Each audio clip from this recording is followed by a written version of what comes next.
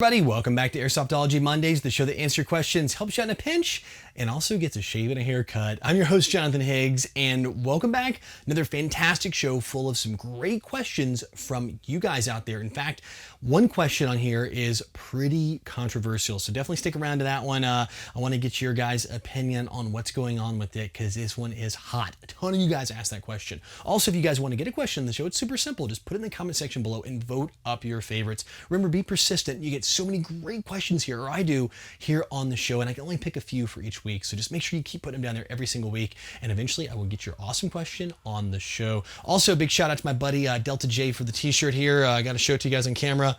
Hold on, let me not lift up everything. There you go, Delta J, in the Bay Area, awesome dude. You guys probably, if you're up there playing in the Bay Area, San Francisco area, you know who he is. And if not, you guys may know him as the marketing guy, or better known as Josh from Classic Army USA. So big shout out to you, brother. Thanks for showing me around the town when I was in there last week. So enough of me giving the shout outs and all that fun stuff. Let's dive on into what you're really here for, and that is the Palco mail call. Dylan Beatty writes, "Hey Jonathan, I was wondering if getting the $20 Elite Force Milsim Max BBs is truly worth it as opposed to the 6mm Pro Shot BBs. Thank you." So for me, it's not necessarily the brand, although brands are very important. It's actually the weight, and I've kind of covered this in the past. The heavier the BB, it really does help. Even if you're running a low FPS gun, for example, even shooting 350 feet per second with a .2 measured on typical chronos, it's going to really benefit you to step up to a 0.25 gram or even higher. In fact, I rarely play these days and not use at least a 0.28 gram, and that's everything from my pistol to my AGs that are CQB legal at 350 all the way up to my DMR rifles. In fact, most of the time when I'm going to these MILSIM events, I'm shooting 400 feet per second with a .2, that's how it's chronoed. I'm usually using those Milsim Max .32s or the G&G bios, the 0.33 gram bios. So really heavyweight BB. I find they travel a little better, straighter, they can tend to cut through the wind, and of course, being MILSIM events, you are looking at that bio as being a requirement out there. So for me, yes, make the investment in a good BB. I'm a big fan of the bios. Most fields are requiring bios these days, but if they don't, definitely look at a lot of the .28s out there. It's a ton of great brands, from like Crytek to Elite Force to the BioVal stuff to the G&G BBs. I mean, there are so many fantastic brands. I'm left out a ton of them here. There's a million out there. The KWA stuff, any of those are great options, but just step up that weight, test it out. You'll be surprised how much you'll like it. Austin Phillips writes, "I know you probably get this question a lot, but what footwear should I use for a beginner or even for MILSIM?" For me, it's critical to have something with ankle support. Occasionally I do wear my Merrells. I got some low top Merrells, but for, like I said, any big event, especially uneven ground, I'm using something with some sort of ankle support. It's just so rough, especially these MILSIM events, or even just at your skirmish field. I mean, there's little divots, holes. I mean, nothing is perfectly flat if you're playing outside. I think the only exception would be if you're gonna be playing indoors, like in a factory, like a converted warehouse for CQB, then you're in a good spot. You can probably wear something a little lower top. But again, for me, I always wear some kind of mid top or better. Usually it's a pair of Loa Zephyr boots. I've had them for years.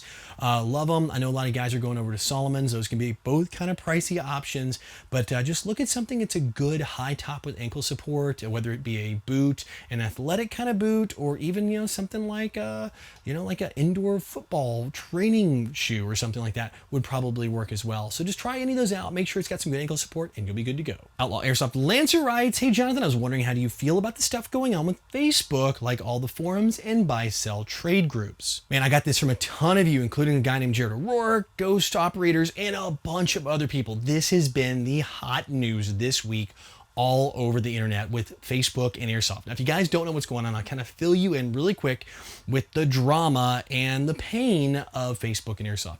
So Facebook actually started enforcing a requirement in their terms and conditions, and they've had this in here for a while. They've been very anti firearms. And when you go, well, Jonathan, Airsoft's not firearms. Well, paintball and Airsoft and anything like that, BB guns, all those things are all lumped into what Facebook considers firearms. So Facebook now is saying, okay, fine, we're going to crack down on any buy-sell trade groups. So you're buying, selling, doing transactions of Airsoft products. So does that mean like you could probably sell some tactical gear? Sure. You go to sell your Airsoft pistol, rifle, something like that, even local communities, they are dropping the ban hammer. They have flat out shut down some big buy-sell trade groups and actually have closed people's accounts down or blocked or banned your account for a limited amount of time. Some people have gotten back. As of the time of this video, some people still are out there. I know people personally that have blocked accounts at this point. So this is a big concern. I think Facebook is very unfriendly for Airsoft at this moment. I'm kind of curious to see how long people are going to stay on Airsoft as a or on Facebook as a platform with this problem with Airsoft. I think it is a major problem.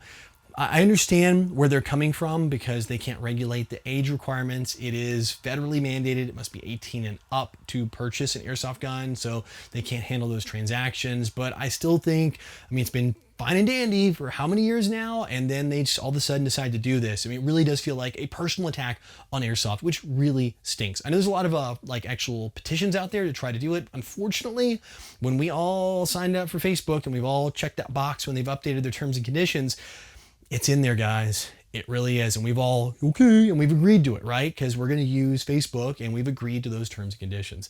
So all I can say right now is be very careful about trying to sell your products on Facebook. I've answered the question in the past about where to sell stuff. I mean, face-to-face is fantastic. Craigslist is a pretty good option. eBay is still safe, thank goodness, as well as using other things that are off Facebook. I'll tell you right now, Airsoft Squared is a great platform. If you guys aren't following that or checking out Airsoft Squared, that's good. So I think there's gonna be a lot of good options to get off of Facebook and onto a new social media for the Airsofters. It just, in the meantime, stinks. We're getting kicked in the teeth as a hobby anyway, or as a sport. And now we're getting this on top of it. Just makes it very tough for us to enjoy what we do. Gets everybody off the couch. It keeps me active. My old bones and out running around, and I'm sure you guys too. And it's just more about camaraderie and hanging out with the friends. So yeah, it stinks, but this is unfortunately the new way of Facebook. Hopefully with some petitions, they'll change their mind. But sadly, I'm not gonna hold my breath. And I'll probably be looking for a new home to be social with my buddies with Airsoft on the web as well. All right, guys, that's it for questions this week, which means it's time for the Code Red Headset's video recommendation of the week. And this one is a video, but it's more of the channel. And this one actually comes from Merlin's Airsoft News. And Merlin does a fantastic job. Merlin does a combination of Airsoft news, broadcast, and reports to kind of keep you guys updated on all that's going on. In fact, that story we talked about just a minute ago with Facebook, he actually was quoted on a major website. His actual news story breaking that was quoted on major websites. So it's freaking awesome. I mean, this guy's really doing some fantastic reporting, but he also goes to events and gives you some great perspective on the event using whether it be drone footage or, you know, kind of a cinematic yet documentary style more than the first person action gameplay.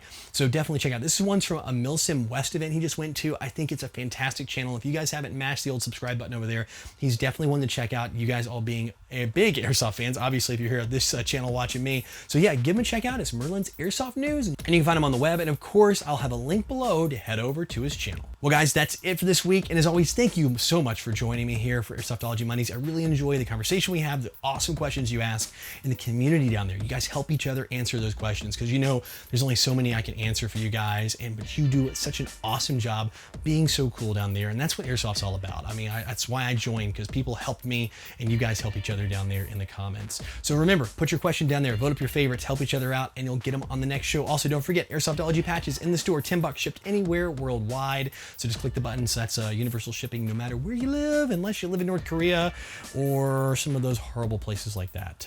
Can't ship to North Korea. But anyway, guys, I will see you next week. But until then, go out, play some Airsoft, have some fun. But no matter what you do, call your freaking hits.